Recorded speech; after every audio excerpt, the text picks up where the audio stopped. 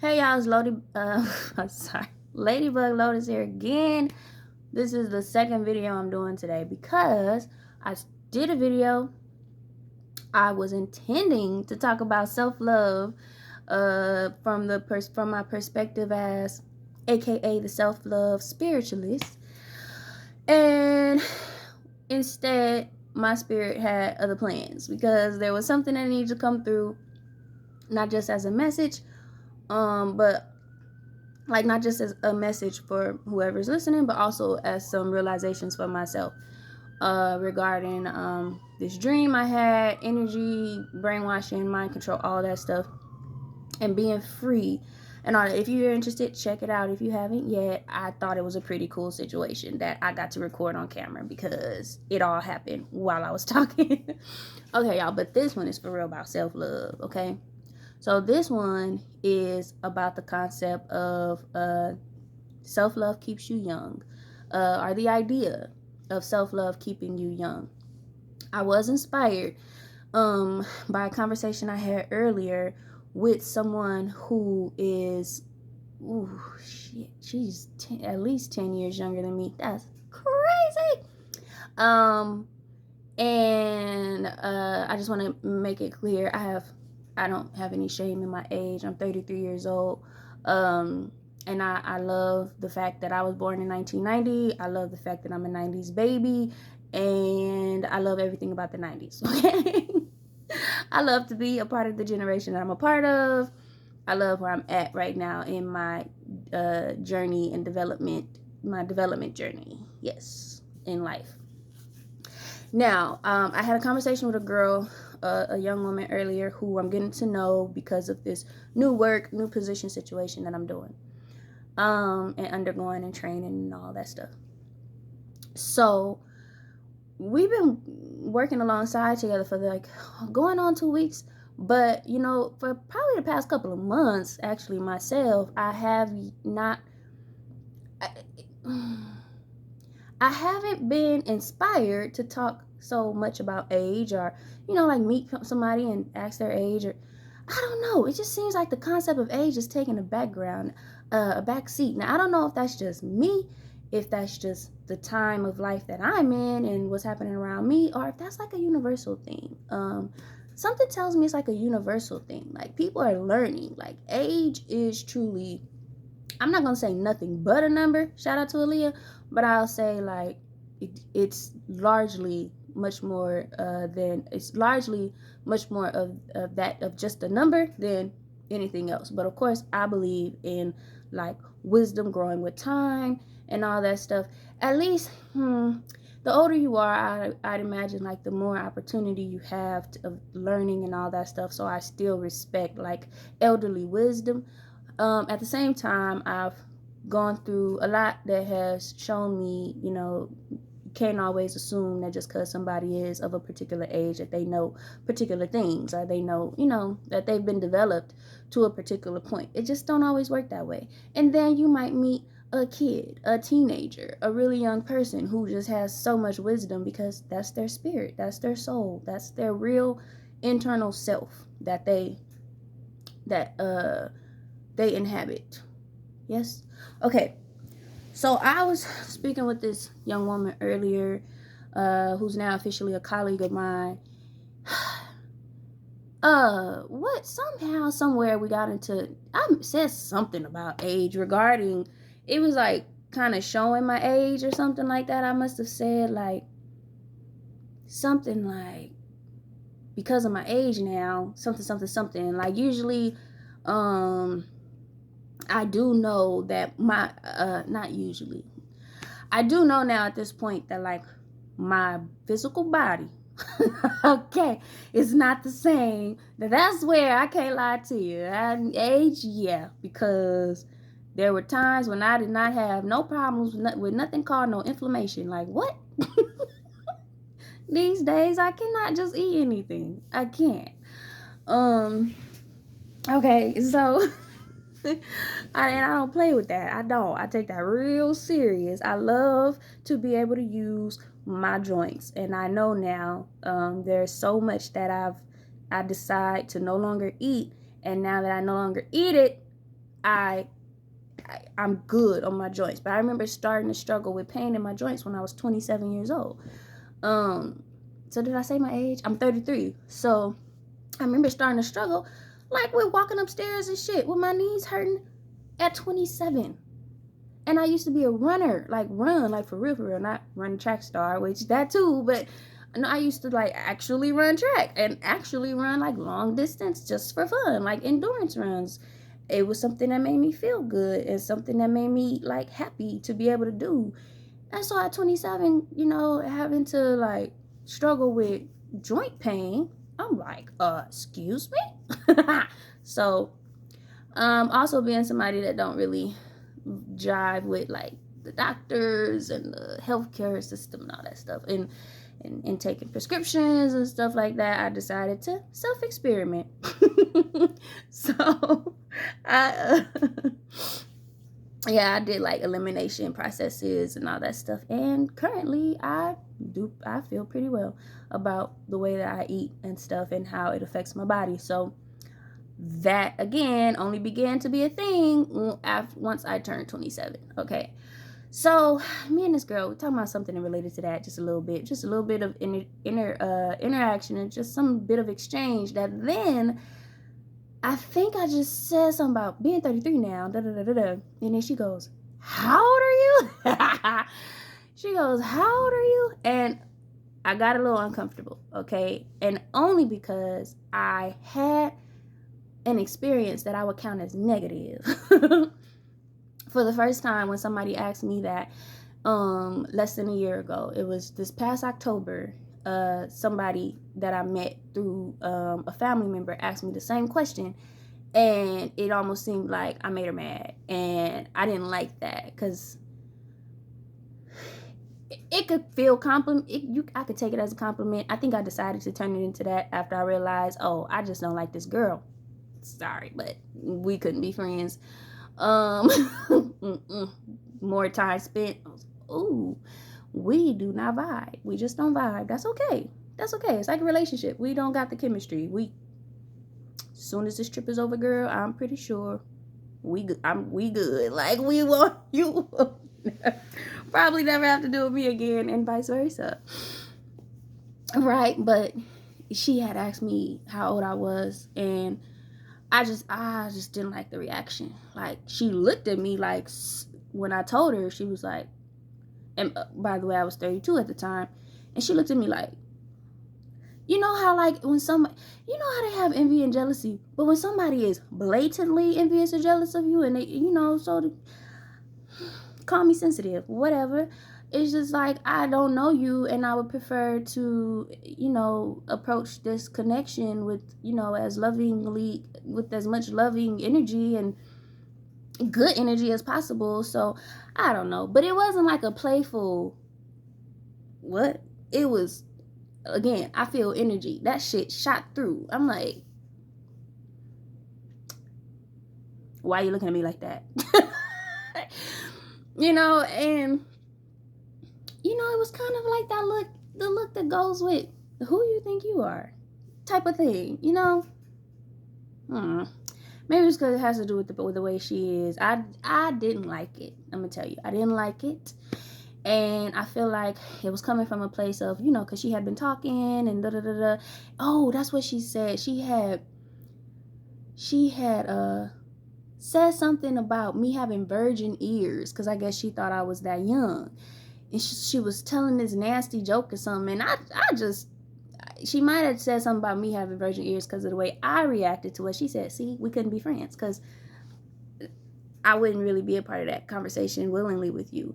But it was, I don't know. It was, ain't nothing wrong with, admiring people you think is attractive and stuff. But she was talking about dudes, their crotch areas and stuff, and we walking around and we trying to eat. I'm trying to eat, and I don't know. I wasn't feeling it. I was not feeling it. And she's like, I don't know if it was these dudes out here got some big packages, or I'm not seeing enough big packages or something like that. And even when I talk about, I'm sorry, my stomach turned. Not that I don't like men. I do. But to me, I just don't vibe with that. I don't. So anyway, I'm sorry, y'all. She, I must have made a face or something, but I only made the face because I didn't know completely what she said. But my relative and her friend reacted in a way. I'm like, what happened? So I guess the girl thought I heard what she said and took my reaction to be like, something else, when my reaction was, what happened? I missed it. Eventually, I realized what she was talking about. But so when I reacted the way I did, her taking it the way she did, she then said, "Oh, we got virgin ears over here. We got virgin ears." And I'm like, virgin ears?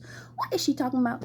Right? So eventually it got cleared up. And then shortly after that, she asked me at one point, I think we were like waiting to use the bathroom or something like that. She asked me how old I was. I told her how old I was. And then she looked at me with like this death stare.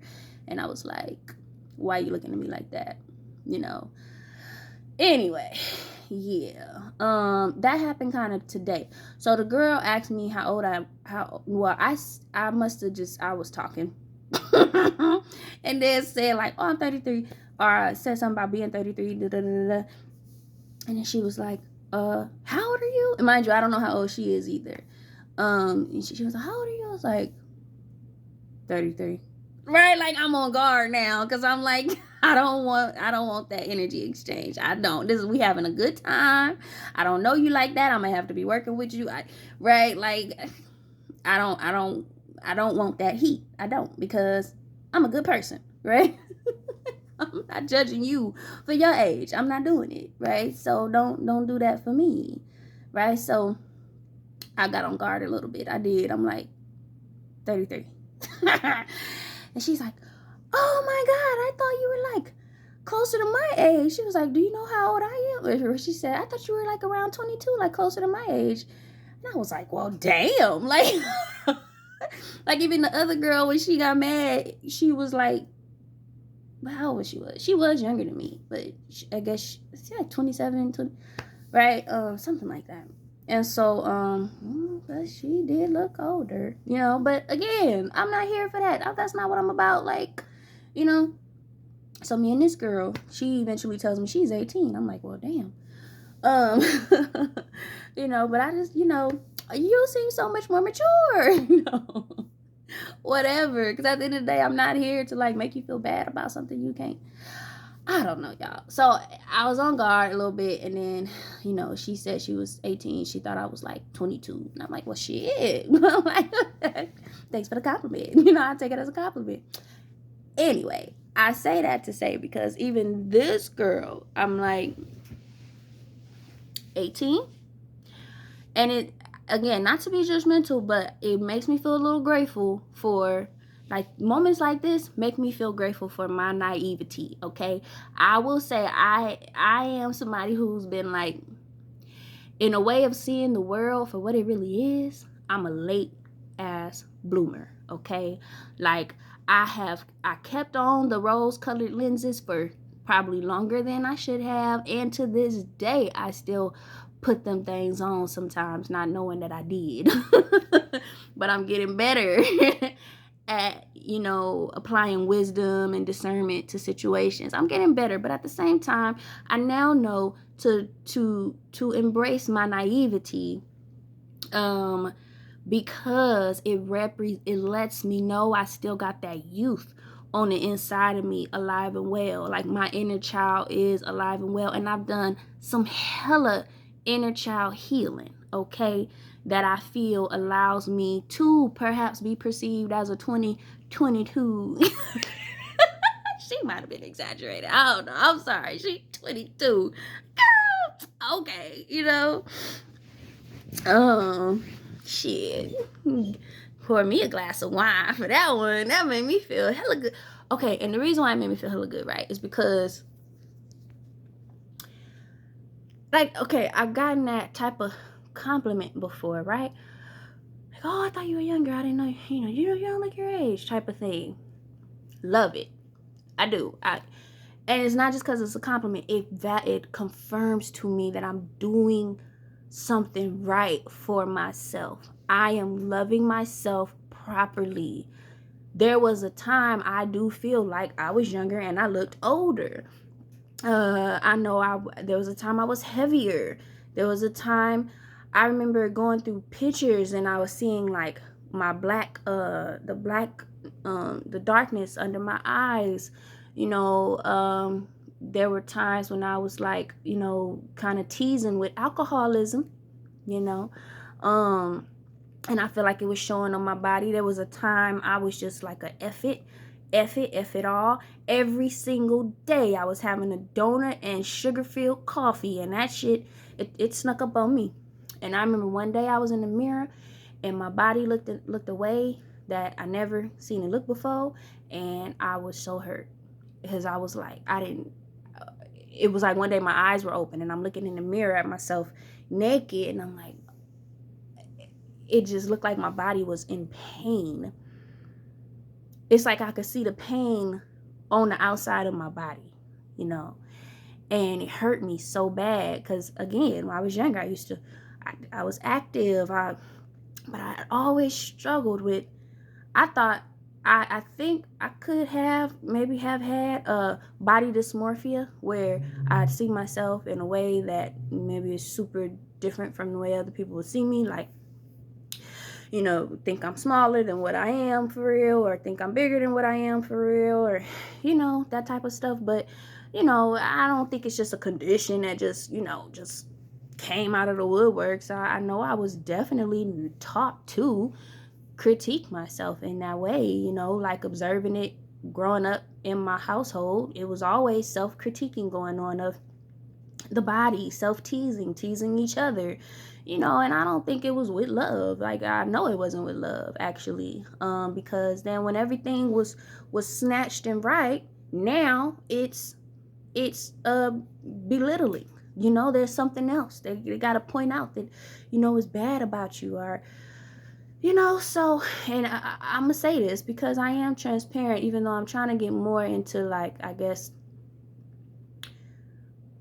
I don't know, I want to say try to keep things more positive than not, but shit, I'm a part of me, what makes me me is being transparent and authentic. Like, so one of those things that I would then share, if I'm being me for real, I would share about is like being younger and being told by my adoptive mother, my single parent, that, okay, I was enjoying me some peanut butter, which I'm so grateful now that I can again enjoy peanut butter with no shame. I do. I think yesterday I might have had some peanut butter on a spoon with some almond milk.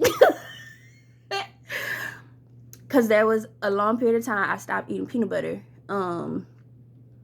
due to this memory, but then also like putting it into categories of food that I can't eat because I don't want what she said to come true. She told me one time that, you know, as I'm enjoying, I think what happened is I had put some extra peanut butter on my peanut butter and jelly sandwich. Y'all, peanut butter and jelly sandwich, like, as soon as I started making them for myself, no jelly, I don't need jelly, I just need the peanut butter and a glass of milk. Like, I don't need the jelly, I don't. Right? So that's how much I like peanut butter, okay? And I just remember her telling me one day that because I had so much extra peanut butter on my peanut butter maybe jelly sandwich. Sorry. Peanut butter maybe jelly on my peanut butter sandwich. It might have been a little jelly on there. She said I was gonna be as big as a house. That's what she told me. And I must have been, I was still in elementary school. I was a little girl, but I mean, I wasn't like a small girl. At times, when I first came to them, like in foster care, I was really small. I remember seeing a picture once, like, damn, I was little, and then being told by other people, well, yeah, when we first met you, we thought you was malnourished, and you look malnourished, and, you know. And then I remember pictures of me in the 4th, 5th grade. I was the biggest girl in my class. So, you know, all over the place. But, yeah, she told me that. So I don't know if that was before or after those 4th or 5th grade pictures. But, okay, so that was just one example, right? There was many other times where it was made clear that, the way our family dynamic worked was being self-conscious about your body, you know. I mean, I couldn't get away from it. Like I said, even if shit was snatched and in place, you know, and oh, now it's, you know, I always had, at 13 years old, I started growing hips. Like my biological mom has big hips. Like my biological sisters got big hips. We're hippie, right? I remember one time my godfather, also part of my adopted family, he was a little too interested to me. If you ask me, if you ask many other actually females that I know now, too interested in the bodies of young women, you know, the bodies of young women, including mine. So like, I remember one time him asking, like, is your mom like big boned or a hippie woman? I remember it was like he would ask that, he asked that type of question like multiple times. So I do remember one of those questions one time was specifically about my hips. And again, not even 20 years old yet. And so actually, yeah, 16 maybe, if not younger. And he's like, was your mom, talking about my biological mom, who, by the way, I wasn't able to remember like that because the last time I saw her before, you know, before I found her again when I was like 21, 22, I was maybe 9, 8, right? She had visited. No, she didn't. That was my cut. Yeah, yes, she did. She did visit. Like 9, 8 years old. So anyway, so he asked me that, right? And I said, yeah, I do remember her being thick, like a thick woman. I just remember seeing this picture of her where she had on this really short skirt and like she was curvy, you know, shapely, curvy in an attractive way, based on what I guess deem attractive. Sorry. So, you know, shapely, curvy. So I think he had asked me about, yeah, like, was she hippie or whatever? Like, did she have big hips? And my adoptive mom jumps in and says, no. And so my adoptive mom, like, she didn't have hips, right? Like, she was like straight on the sides or whatever. Never judged her for that, you know, never judged her for none of that stuff. Like, none of what made her, you know, made her body what it was. But I would regularly get, you know, just, you know, here and there, just things like to basically, you know, put inside of my head that, you know, I wasn't beautiful, you know. And sometimes I think back and I'm like, did she ever say I was beautiful? I really don't ever remember that woman telling me I was beautiful, you know. But anyway, because I've healed and come a long way. Trust me, I don't need her to tell me I'm beautiful today. I am so fine. I mean, I'm so fine. Look, I'm fine. No, but I'm fine with that. Like, or not. I don't need nothing. I'm saying this to say, right, like, I have walked around for most of my life with the mindset of, you know, like, having like being self-conscious of the way I appear, my body or whatever, but at the same time fighting very hard to accept myself and like not feel like I have to conform to norms and stuff after having struggled with unknowingly eating disorders in middle school, starving myself, you know, and I got real small. I got small and still felt like I was big. That's why I say I feel like I might have body dysmorphia. But I got real small, and I remember being like 20 something years old, finding old pictures, and then finding myself with a picture of me in like 8th grade, 7th grade, and I'm like, all this time, like, I remember how I thought of myself at that time. I thought of myself as being so big, and I'm looking at the pictures, and I'm like, I wasn't big. Like, if anything, maybe I was a little taller, like bigger bone structure than maybe some of my friends, but the way I thought of myself was like not even that. Like, I thought of myself as just much larger than what. And I'm looking at the picture and I'm like, I look healthy. like, in some other pictures you could even tell I was athletic, like, because I was, and you could even tell. And I can't believe, like, the way I thought of myself when I was that age, like, you know. So it was just crazy. It was mind-blowing. I'm looking at the pictures, I'm like, what the fuck? Like, that's me. You know, like, so strange. But that's how I eventually learned body dysmorphia works. But it's birthed to me, in my experience, out of that type of upbringing, right? Like, just those type of remarks, comments, treatment, all of that stuff. So anyway, so, you know, I can't remember what led me to talking about that. But I do know I was talking about self-love keeps you young. Okay. So, okay, I'll just pick up on, I embrace my naivety. I used to struggle all the time with saying that word, but then I got it right. Why am I struggling now? My naive.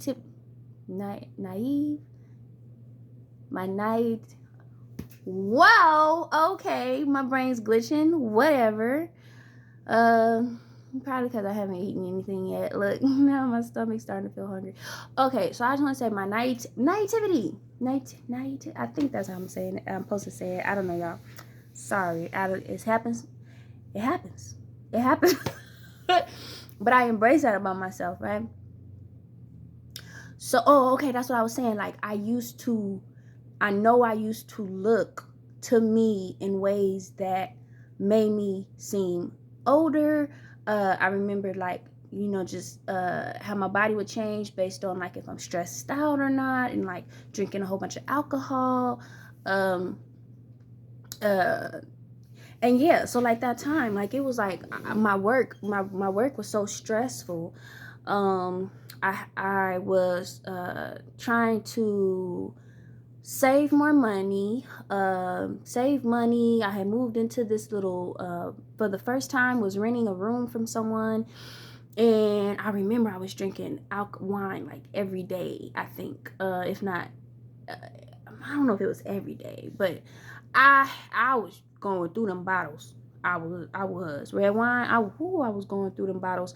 And I had picked up this little ritual of of stopping by the donut store and getting a donut, if not two, and also some coffee, but coffee or hot chocolate, and filling it up with sugar, cream, milk, whatever. So all the sugar, the donuts, and then my drive to work would be an hour, and that was my morning ritual. And I don't know what I was thinking. I don't know that, you know, I was thinking that my metabolism was real good or some shit. I don't know. I just remember one time I got into the mirror, and I had on this sweatsuit, and I started just observing myself in the mirror, and I think I cried. I might have cried and then drank a bottle of wine. I don't know. But I was also trying to save money. So my diet was, I don't even know why. I just did not like the way that sounded. What I had been eating, and, like, my groceries had around that time, was including, like, just cereal, sandwiches again, like peanut butter and jelly, right, or cheese and bologna, like childlike stuff, you know, stuff that I would typically eat, like, as when I was a child, even though I had gotten away from that stuff during college. That, like, you know, after realizing, like, the way I eat really affects my brain and me focusing and stuff. But then I don't know, I really started to save money. I guess I was really struggling or something. And then on top of that, the job was stressful. It was an emotionally demanding job. And I still had my own emotional shit that was, you know, I still needed help with. And, but saving money, I started to just shop real cheap.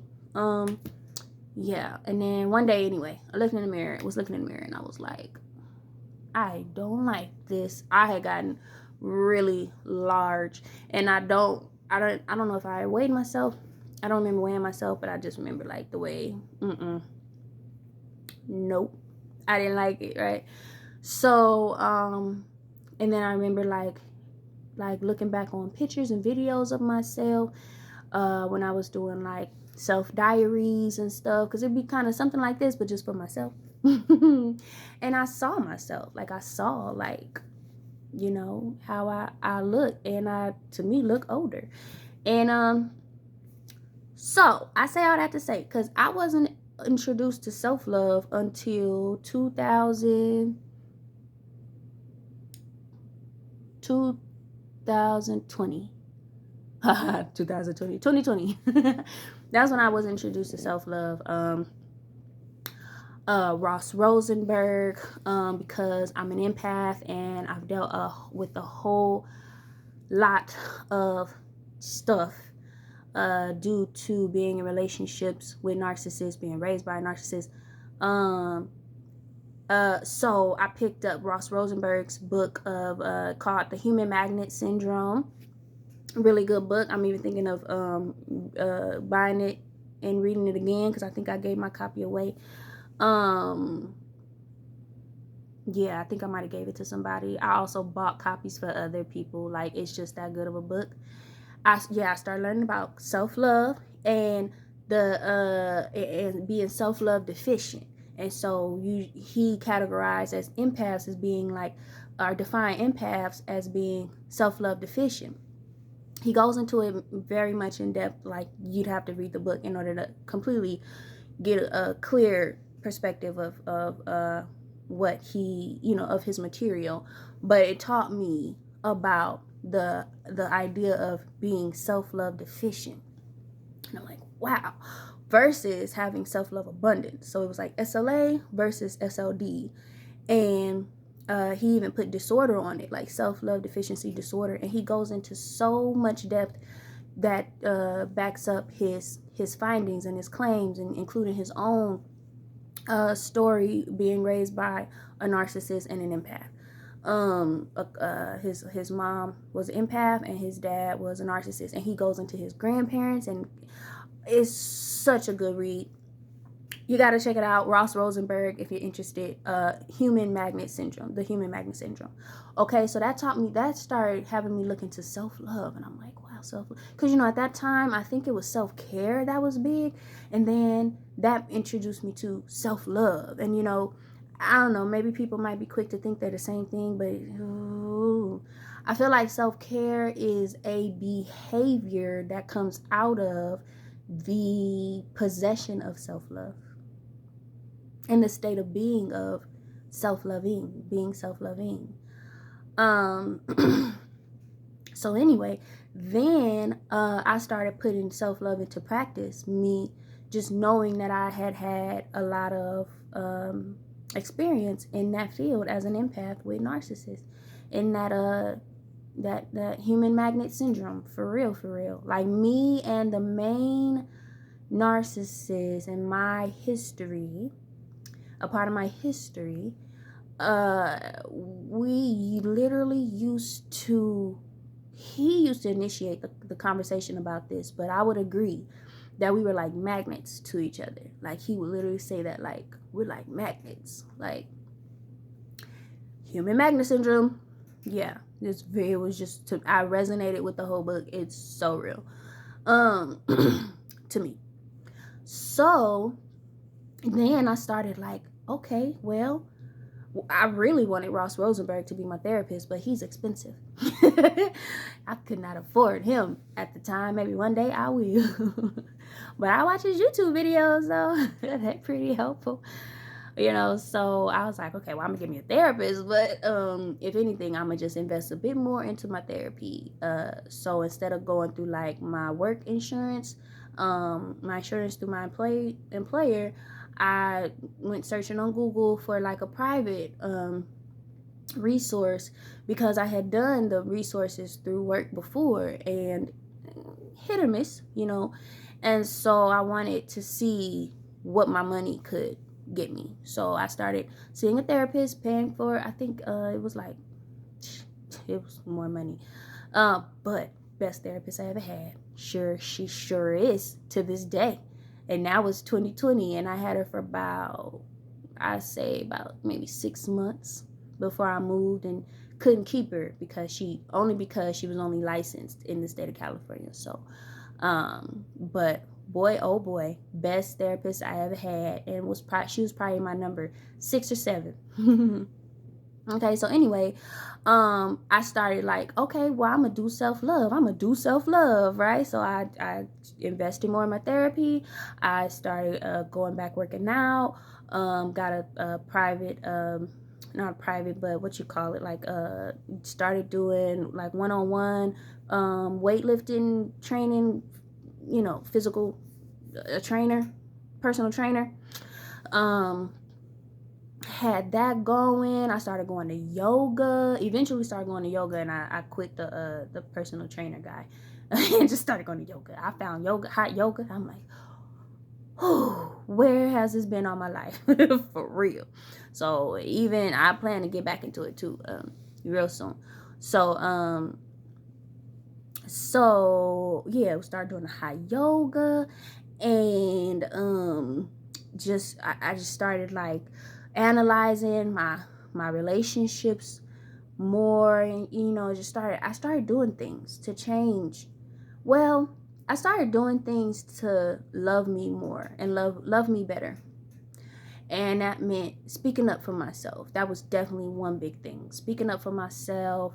I started just prioritizing my state of being, my state of mind, my state of emotional health. So that led me to, for the first time, quit an education program that I had started. So by that time, I had gotten a master's degree already. And then that year, 2020, I started a doctorate degree program. I went through, I think I did one, were we on the quarter system or the semester? I forget, but I did one term, and then got through about half of the second term, and then I quit because I was like, self-love, this is not helping. Not helping at all. Work was full-time, and that was already demanding. The schooling was full-time, and then it got to the point where I'm like, am I even interested in this? And I started like listening to spiritual signs, taking in spiritual signs that I was getting as I'm making these changes for myself.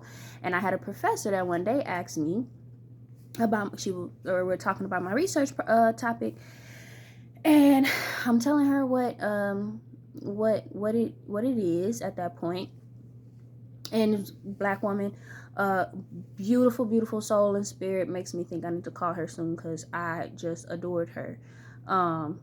And she asked me, about my research topic, told about what it was, and she basically told me like, that's noble and that's great, but she let me know like she knew that wasn't the right way for me based on what she was getting from me, her also being a spiritual person. So, she basically asked me, she said, what lights me up? And I could not answer that question at the time. I didn't know.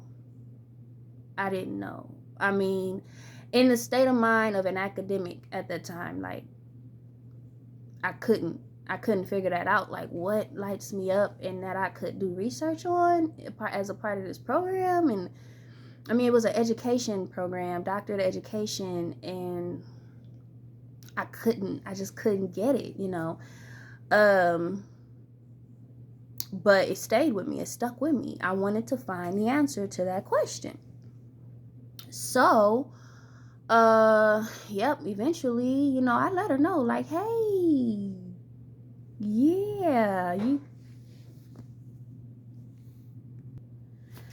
all right, I had to press pause because somebody brought me a package, but it sounded like somebody was trying to open my door. So that's why I said, what was it? Yeah.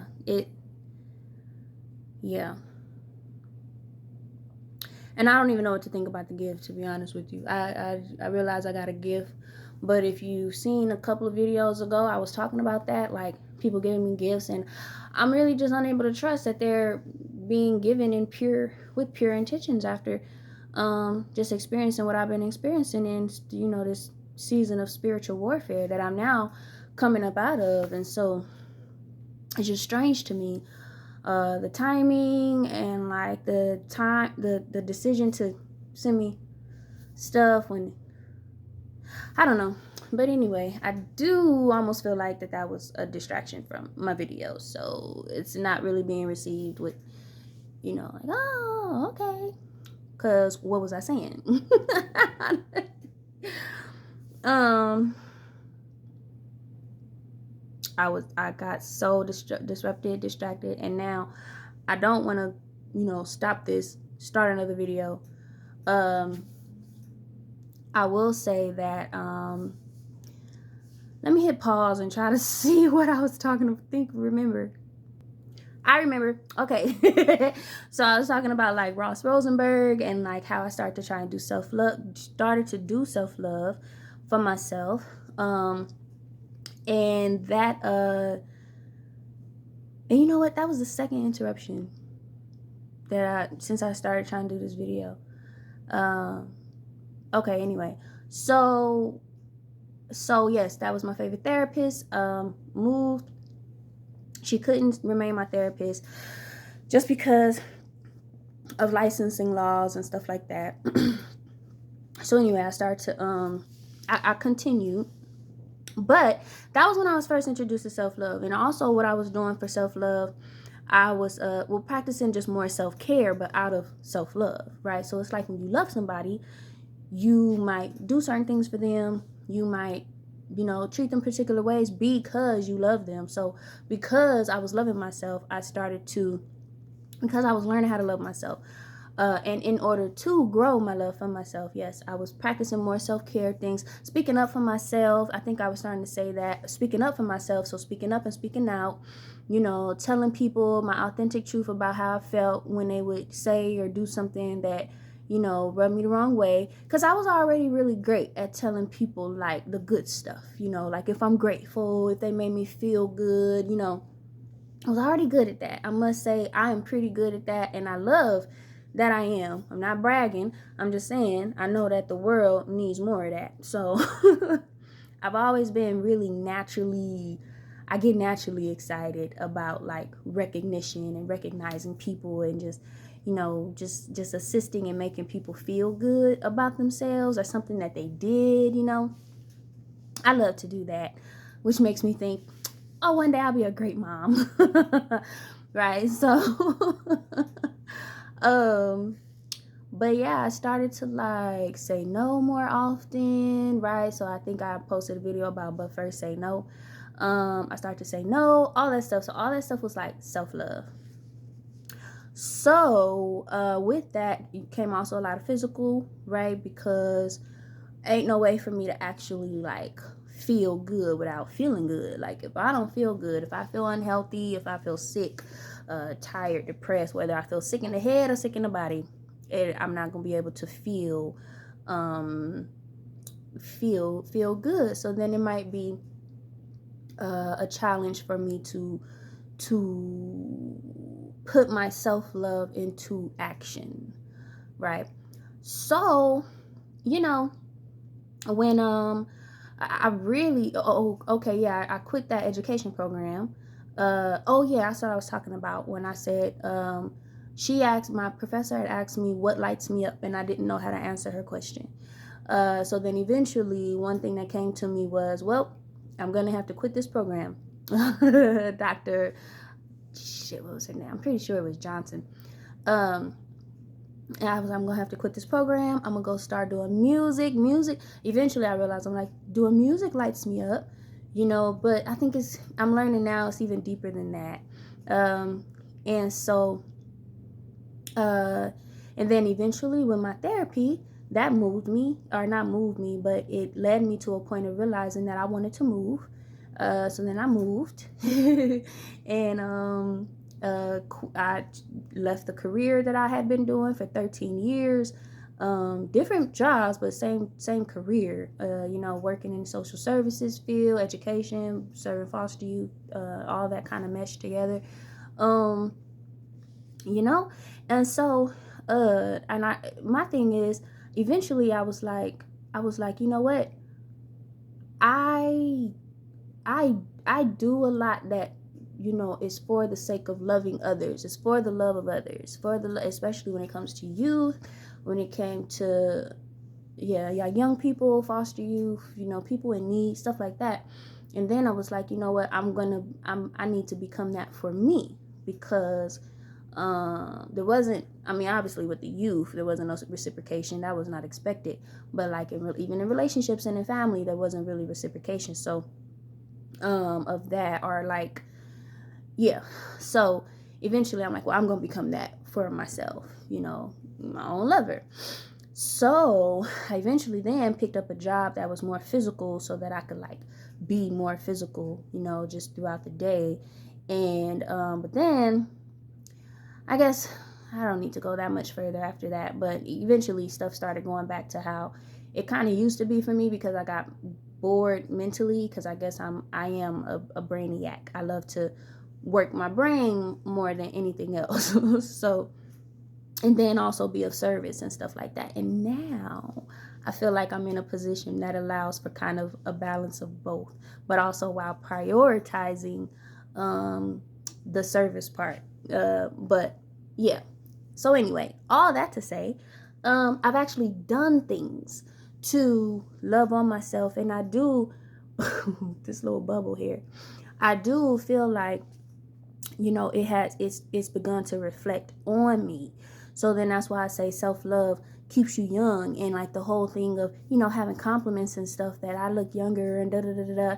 Like, I've worked at it, I haven't worked it like, oh, I'm doing this to look young, but I have been doing a lot to stay young, like on the inside, regardless of how it looks on the outside. But I've learned that it will reflect on the outside, But yeah, like I want to stay as young as possible, for as long as possible.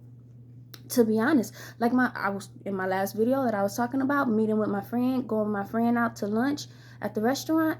Much older gentleman. Matter of fact, he said he'll be 69 this year in August, and he said his grandchildren, his great grandchildren, his kids or children, they keep him young. And I'm just like, this is somebody who's reaping the fruits of their labor in terms of treating people good, treating children good, spreading love. This person has helped me so much more than he probably intended to, just by speaking wisdom into my life when he was called to do so by spirit, which would be very random times. And I'm like, bro, you don't even know, or sir, or I call him mister, you don't even know what I was going through, and you just started talking to me, and I needed to hear what you were saying. So, it's somebody reaping the rewards from his work and his labor, for real. So, that's why I admire him so much, and respect him so much. Black man too, beautiful, married 50 years, gorgeous. Oh my God, So, yeah, so like even him, and he probably don't even look like he's 69. No, because he driving around and moving around, So, but he said, like, they keep me young. Yeah, my kids keep me young, and and so that's what I think it's about. It is about remaining as young as possible for as long as possible, and it's not about like, I guess it's not about like never growing up, but I think it is a piece of that is about having that naivety. There it is. I think that's how you say it. That also comes with. See, it comes with the curiosity, the just that positive outlook on life, even with the fact that things are not always as great as they seem. So, shutting that down when necessary, being like, oh, okay, this ain't that type of party. All right. This ain't a party at all. Matter of fact, this is something more like a seance. I don't know.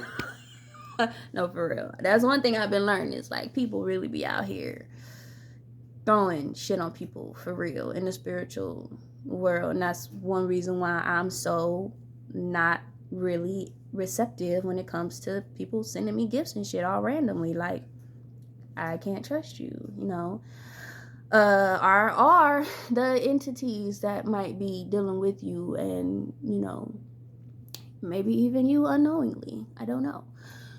So yeah, I just feel like I have to stand firm. So but yes, aside from all that, I do feel like there is something inner child healing. I've had to do a lot of that. I've done some real deep therapeutic practices with my favorite therapist. Oh my gosh, she took me inside and all around, up and down, to dig into those crevices, y'all, of my traumatized inner self, and just all of the, like, we did work. We did work for real. It was beyond, for me, it was beyond therapy. Okay, it was like treatment. Okay, it was treatment, like real treatment with no drugs. Okay, yes, very effective too. And and all that was definitely focused on my inner child, right? My inner child, and the little girl in me that still needed to be held, still needed to be defended, still needed to be validated, still needed to be seen and heard and felt and hugged and consoled, and believed. She still needed to be believed, still needed to be told that she was beautiful, that she was enough. Oh my gosh, I just thought of this sign that'd be across the street from my job now. They'd be like, "You are enough." I'd be like, "Oh, it's in front of a Circle K and Burger King." Anyway, I love it though. I love it. But yeah, like doing the inner healing to just really take care of her for real and like nurse her back to health. And I am me. I mean, I am her and she is me, right? So that inner child healing, it's like, hey y'all, she is alive and well, and she is happy again, and she is her enthusiastic self. When I was really young, at my best, I was enthusiastic. I was like this, just preppy, like, or what would you call, like, peppy. I was peppy, right? Like, and it's so crazy because, my life is really headed back in that direction to where I can be like that again, even with my new job and everything. It's like I find myself, like, the standards of where I'm actually gonna be having to work, well, by choice, but also by spiritual leading me in that direction, spirit leading me in that direction. It's like their standard is how I am naturally. And I'm like, yes. The only thing I have is a fear that people go, I just remember when I was at my best, being a young girl at my best at those times, like peppy and enthusiastic and just spread love, just love, love, love. I think of my favorite nephew. I guess I have a favorite. He was my first. And we're so alike. And so I just send out just the strongest prayers that he is protected as he grows up on his journey, right? He's such a spiritual light, he is. But he has this thing where everybody else in the family hated it. I loved it. It didn't matter what time of the day. He'd be like, "Good morning, good morning." He'd see me 3:00 in the afternoon. "Good morning, auntie. Good morning." And I loved it. I did. Because all it did was spread joy. How can you not love the efforts of a little kid to naturally just spread joy? And it's like, I'm going to do it. Nobody else is doing. And he just does it unknowingly. Good morning. Good morning. Right? And I promise you, that's me at my best to this day at 33 years old. At my best. good morning. It's a good day, right? Like, and so I'm in a position where I can spread that. And it's like, not that you can't spread that anywhere, but I have joined an organization where that's their standard. They're like, that's exactly what we want.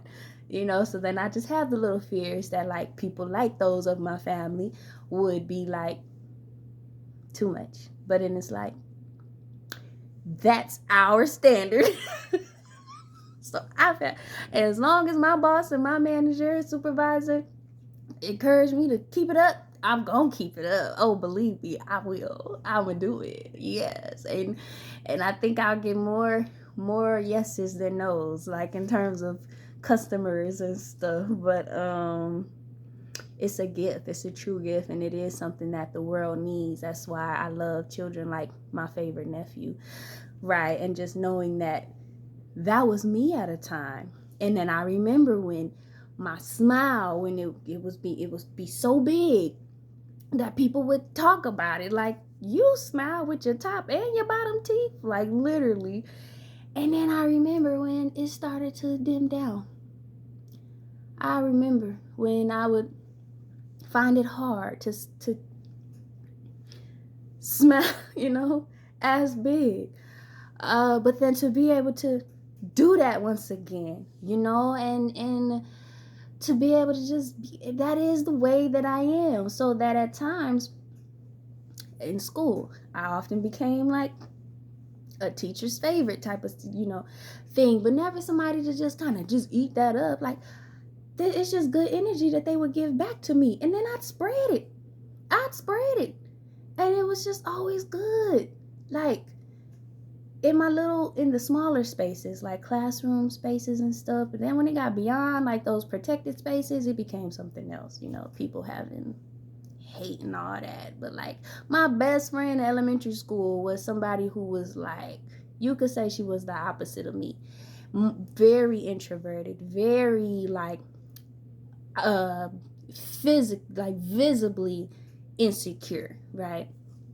And so my approach for her, with her, and alongside her, was like encouraging and defensive too. Like, I would defend her, I would fight her bullies, and that's where this other side would come out of. I told you, I'm multifaceted.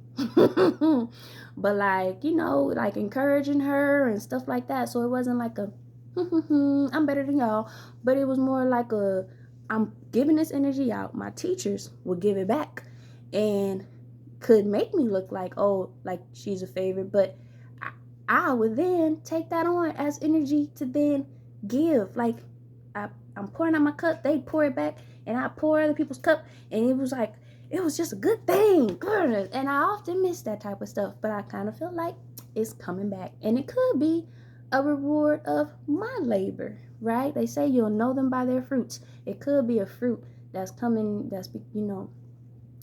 to fruition because of my labor.